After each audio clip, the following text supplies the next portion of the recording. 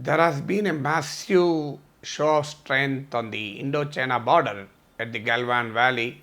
For the first time in the history of Indo-China relations, we have seen after 45 years the unpleasant loss of life. 20 of our brave soldiers have laid down their lives to protect the nation's boundaries. So it certainly is a matter of great concern, and the Indo-China relations have been taken back to the situation that prevailed 4 to 5 decades ago. So this is certainly an unprecedented development in the history of Sino-Indian relations. But how to really go about from here? That's the next question. So history will always haunt you. History will always trouble you. But the wisdom lies in not getting obsessed with history, but trying to chalk out a future course of action. So what should be the future course of action for India in terms of dealing with China? There should be a concrete and a coherent strategy to deal with the emerging situation and a possible situation in the future. I have few things to suggest in this context. Firstly, India and China should sit together across the table to really define, to concretely, clearly and timely definition of the line of actual control. Because the bone of contention is the LAC. So even now the government of India and the government of China have publicly stated their commitment to peace. Also, unlike the situation on the Indo-Pak border, government of India is also subdued in its response, and even the government of China is also subdued in its response. Both the countries are not in any mood to escalate the situation, notwithstanding some amount of rhetoric that can be expected given the kind of mood that's prevailing in India, and that might be prevailing even in China. So, notwithstanding the rhetoric indulged on both sides, the fact remains that both India and China are not willing to further escalate the situation and are ready to arrive at a peaceful understanding. That's precisely the reason why the Indian Foreign Minister Jaishankar is going to attend the Russia-India-China summit to be held in Moscow. Otherwise, normally the summit should have been postponed. Even after the killing of 20 soldiers, there has been talks between India and China, both at the military level and even at the level of the foreign ministers. So this indicates a commitment on both sides to resolve the differences even at this point of time. So therefore, the first thing India and China should do is to try to define, demarcate the line of actual control. Because this line of actual control is essentially a colonial construct. Both India and China have a significant differences in what they perceive to be the line of actual control. So that's really the bone of contention. India and China has a long border that goes into thousands of kilometers, and there are several points of difference of opinion on the points of alignment of this LIC. And therefore, India and China try to clearly and define the line of actual control. The first thing both the countries have to do. Secondly, in the process of defining the line of actual control, the points of alignment and the differences over the points of alignment are bound to exist, are bound to surface, because there are on all the sectors, both at the Nathula Pass, at Panag, at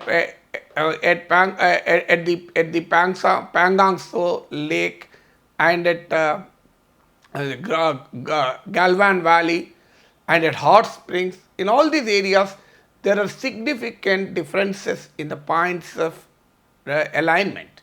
So both the countries should first identify where the exact differences lie. That's the second thing we have to do. Third thing is, once we identify the differences in points of alignment in regard to the LAC, then at these points of alignment, both the countries should resort to disengagement or demilitarizing, so as to create a confidence building mechanism on the border, and so that it becomes a guiding principle for the army of both the countries. Because once the army of both the countries come face to face with arms, there is every possibility of such kind of incidents being repeated. So both the countries, the immediate task is to prevent any such reoccurrence of such tragic events which would further damage the relations between both the nations. So the third thing is, once we identify the points of difference, they have to be demilitarized.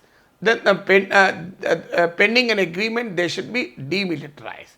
Then the fourth thing that we have to do is, India should be very clearly define its own perception of the line of actual control. Once we have that kind of understanding, there should not be any let up, or there should not be any kind of dilution of our position on our territorial integrity. The government of India has already made this very clear that there will not be any compromise on the territorial integrity of the country. Then the fifth one is, the diplomatic channels should be kept open, and any kind of impediments in ensuring that the smooth process of diplomacy remain should be immediately dealt with. So the diplomatic channels of communication at all levels should remain open, because that will give a scope for dialogue. So both the countries cannot go for war, and either India or China are not willing to go for war, notwithstanding the war rhetoric that is being expressed today. Then the sixth one is, India should leverage upon its strategic advantage. Everybody says that China is a powerful economy, China is a powerful military. That's true, but equally true is India also has a very strong military, and Indian economy is also a very strong economy. Either India or China are not at the kind of situation they first got into conflict way back in October 1959 that finally led to the 1962 war. So both India and China have grown in their stature and in their competence and caliber immensely. So therefore, India also has its advantages. So we should leverage over these advantages. Some of these advantages include, we play a balancing role in the South China Sea, China on one side, United States, Japan and Australia on the other side. So we have a leverage in terms of playing the balancing role in the South China Sea. Secondly, we also have a very dynamic economy. It's a very big market for Chinese goods. It is true that the Indian economy depends on Chinese supplies for a host of raw materials and intermediaries. But it is equally true that the China has a large share in India's market, growing market also. For example, Chinese companies account for 72% of India's electronic and mobile phone market. So China cannot afford to lose these investment and trade opportunities in India. In fact, Chinese investment exists in a wide range of companies, which in fact China's investment are in a very big way into the startup companies in India. The popular names which we know, the Big Basket, Swiggy, Zomato, Snapdeal, Flipkart, Paytm, Vola, Zoom, TikTok, they are either Chinese companies or Indian companies with a significant chunk of Chinese investment. So this dynamism of Indian economy, especially in terms of the Chinese interest in the economy, can also be leveraged upon. Then we also have an advantage of maritime geography. We have a unique and strategic position in the maritime geography, and we are also a significant player in many multilateral fora. We are with China in several forums like Shanghai Cooperation Organization, BRICS Summit. We are partners in ASEAN. We are part of the Russia-India-China Summit, and we are part of several international bodies like the G7, which is now expanding to the G11.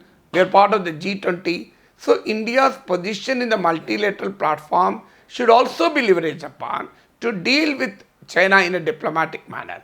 And finally, India has to even develop its own manufacturing. Today, Indian manufacturing desperately needs Chinese supplies. Nearly 20% of India's manufacturing is dependent directly on China. Today, for example, India's automobile industry, depend to the 25% of the components in India's automobile industry come from China. So 45%, so this is not a small thing and it ranges. For example, in terms of the active pharmaceutical ingredients that go into the pharma production as raw materials intermediaries, nearly 70% of APIs come from China. So this 90% of our mobile phone equipment come from China, mobile phone components. Similarly the case in solar panels, in telecom equipment, in organic chemicals, 40% of organic chemical production in India is dependent on Chinese raw inputs. So we need to develop a competitive, cost-effective manufacturing to significantly decrease the dependence on China and in fact compete with China in the global marketplace. So this doesn't happen overnight. We need a long-term strategy to boost our manufacturing both in terms of quality and cost effectiveness. So these 7 things should form part of a comprehensive strategy to deal with the emerging situation on the Sino-Indian border.